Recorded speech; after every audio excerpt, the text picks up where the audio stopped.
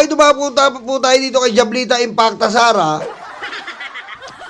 At may bagong pasabog po si Jervin Ruistro na ating Miriam Defensor Santiago.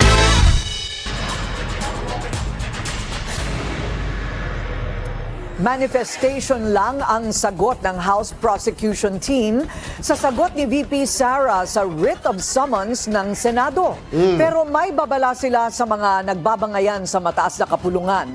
Ang detalye sa agenda report ni Isaiah Mirafuentes ng Abante. Magagalit ang mga tao. Yun ang klaro. Because the survey already shows the super majority of the Filipino people who are waiting for this trial.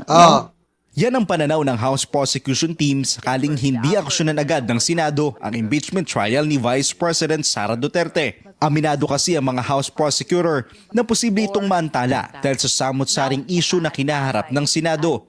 At hanggang sa ngayon ay wala pa rin daw silang natatanggap na formal invitation mula sa Senado na tatayong impeachment court. Mayayari po talaga yan. Kasi po, eto po, ayon po sa research, 74% po, ayan 74% po ng Pilipino adult inihintay po ang impeachment trial.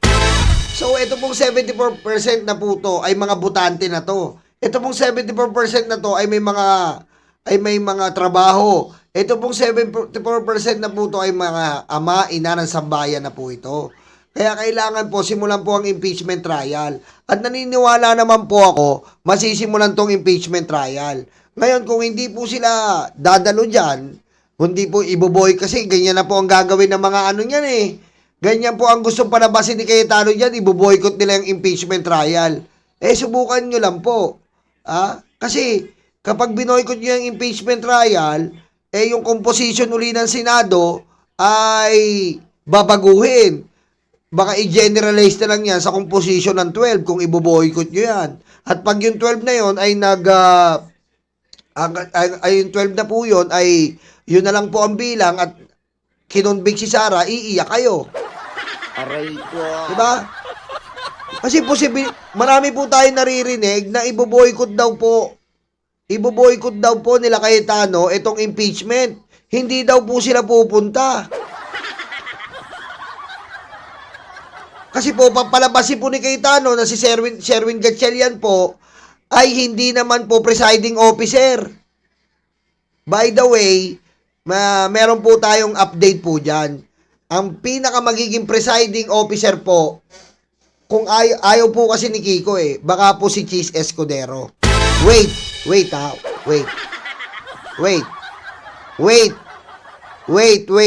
Baka ma-high blood kayo. Aray ko. Okay?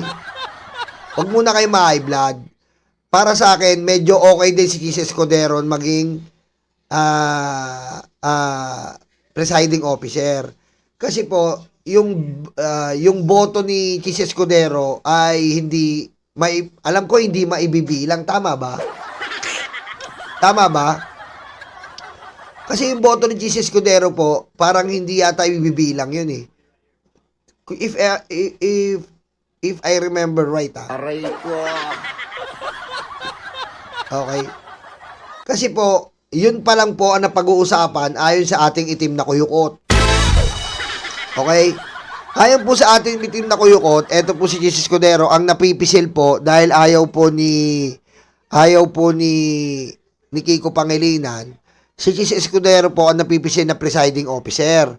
Ngayon, kung si Cheese Escudero, malalaman po natin yan sa mga panahon na darating. At para sa akin, either which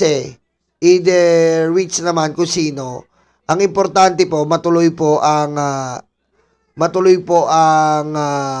impeachment. Babalitaan ko po kayo sa ating mga itim na kuyukot kung ikino-confirm po na ipapasa ni Sherwin Gatchalian dito po ang pagiging president officer dito kay Cheese Escudero. At naniniwala naman ako kung si Cheese Escudero to ay wala na rin siya magagawa kapag nandun na siya Wala na po siya magagawa. Dahil kailangan niyang ituloy ito at hindi na to katulad ng mga dating nagpadila siya ng puwet Nagdinidilaan niya yung puwet ni Sara. Malaman po natin yan. I-confirm ko lang po ha. Ayon po sa aming source yan eh. Ayon po sa aming source. Pero sana naman wag na. Si Kiko Pangilinan. Okay? Ayun nga po, sabi ni Norbert, yun nga, illegal po yun. Illegal po i-boycott. Dahil tandaan nyo po, illegal po yung pagbo-boycott ng gagawin ng mga Duterte Black dito po, saan? Sa impeachment. Bakit po? Hindi po sila senador doon, mga kababayan. Hindi po sila senador, judge po sila. And sa korte po, hindi po nagbo-boycott ang judge, putang ina nila. Aray ko. Sa korte po, hindi po nag-aano ang judge, hindi po nagbo-boycott ang judge. Okay? At tatandaan niyo po ba yung pelikula ni Eddie Garcia? Sino po nakakatanda sa pelikula ni Eddie Garcia? Yung judge siya? Anong pelikula po yung ni Eddie Garcia? Yung judge siya, ano po ba yun?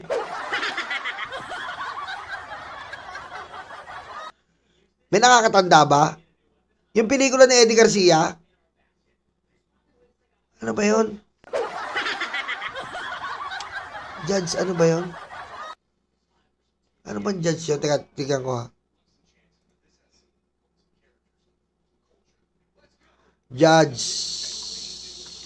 Eddie Garcia.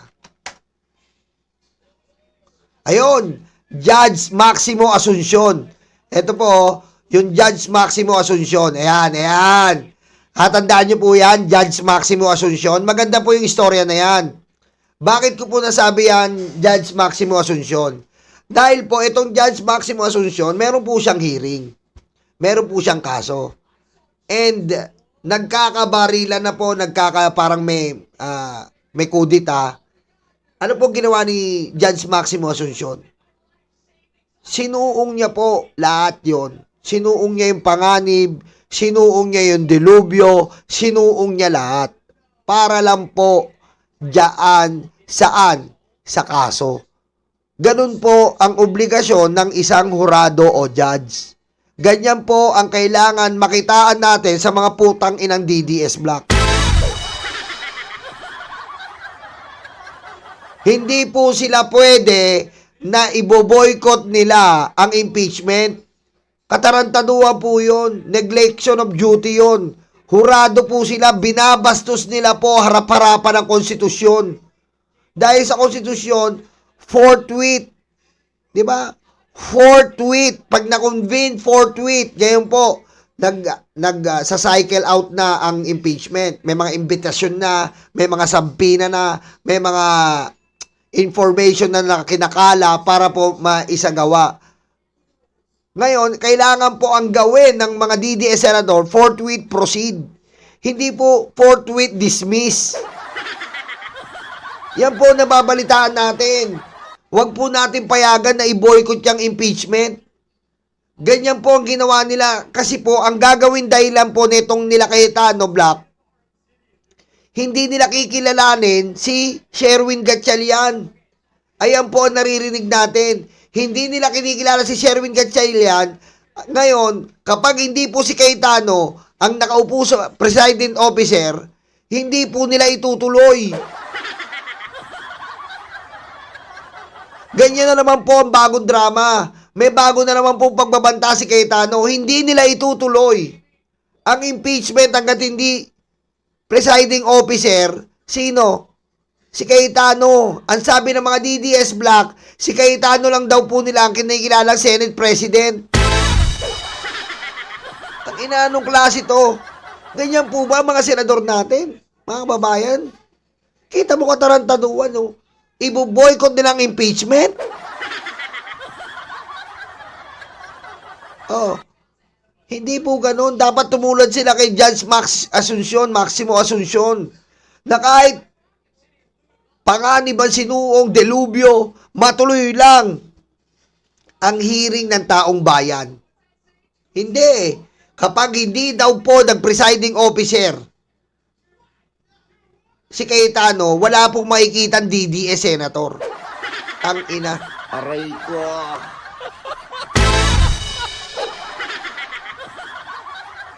O, diretso natin to. Sa July 6, inaasahang magsisimula ang paglilitis. Complete attendance daw ang prosekusyon at ang hamon nila sana raw walang absent sa mga senador. Amo? Nararamdaman kasi ng House. Alam niyo po, nararamdaman ng House. Ibuboycott ni Cayetano Black yan. Ngayon po, as of the moment, nag-uusap-usap na po yan. Nag-uusap-usap na po ang Cayetano Black kung paano nila babalasobasin ang impeachment. Nag-uusap-usap na po sila kung paano nila babalasobasin ang impeachment. Dahil nakakuha na naman po sila ng dahilan eh. Nakakuha sila ng dahilan na ipahinto ang impeachment dahil hindi nila kinikilala si Sherwin Gatchalian. Yan po ang nakikita nilang dahilan ngayon. At ngayon, kung anong sabihin ni Cayetano, susunod naman yung mga tatanga-tangang Duterte Black. Oh. At may naririnig pa po tayo na gagawin nilang dahilan ang komposisyon ng Senado para iakyat po sa Supreme Court. Yan po ang matindi. So, gagawin nila habang may pending petition. Ayan po ang nire-ready nila ngayon. May pending petition sa Supreme Court, sa composition ng Senado. May pending petition sa Senate President, sa Supreme Court. Waiting na naman. Aray ko.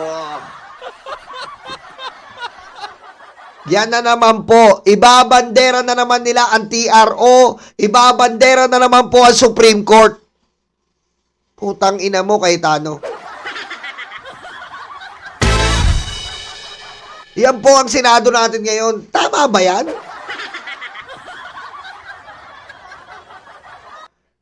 Diretso natin.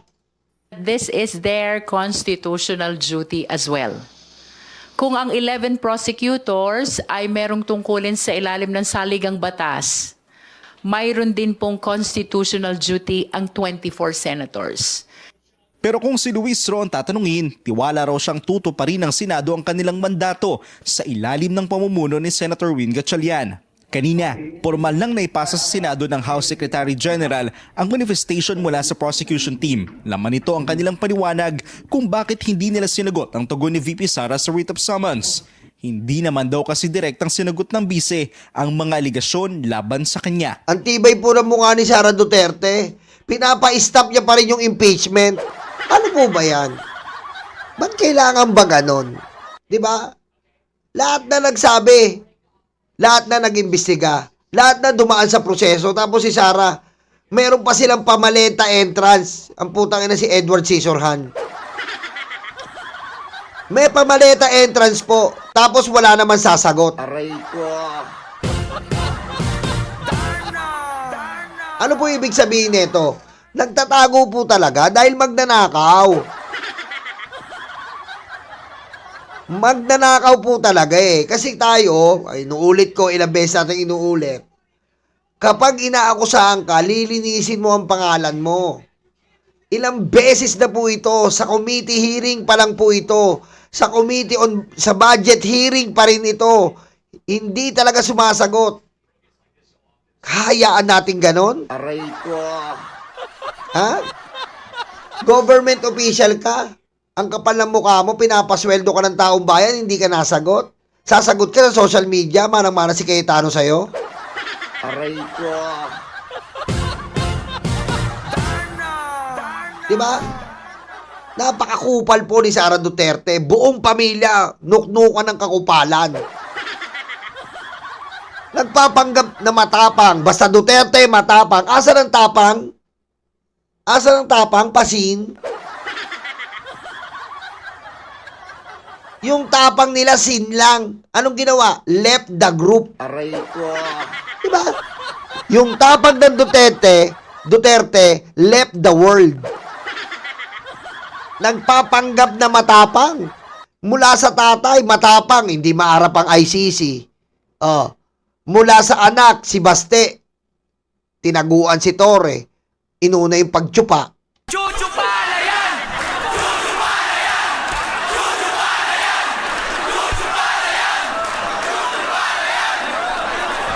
Oh, si Pulong. Oh, asa yung tapang sa ICI kay Sandro Marcos. Oh, inuna yung mga puday. Si Sara Duterte, asa yung bloodbath, naging blood burat. Aray ko.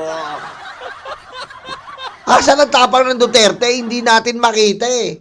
Yung tapang ng Duterte, asan? Asan? Wala. Dahil mapagpanggap ang mga putang ina. Puro pagpapanggap. Ang tapang nila nasa troll farm. Nandun ang tapang nila. Kung anong iutos sila sa troll farm, yun ang pattern na susundan. Putang ina nyo. Aray ko. Ah. Ang tapang po, ginagampanan. Hindi yung matapang ka lang sa salita. Ganyan lang sila, matapang sa salita. Bloodbath. 6 months ang droga. Susuntukin si Torre. Susuntukin si Sandro Marcos. Nasa na? Wala.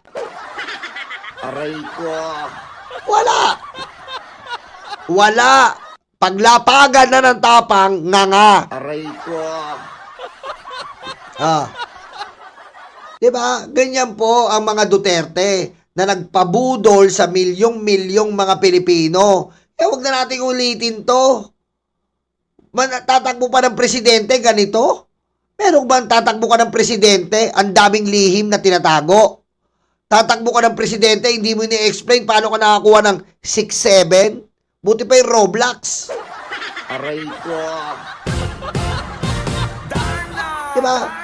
Buti pa yung Roblox, 6-7. Aray ko. Diretso. Para sa agenda, Isaiah Mirafuentes, Abante. Oh, yan. Ayan po, di ba? Nakakaduwan, nakakasuka.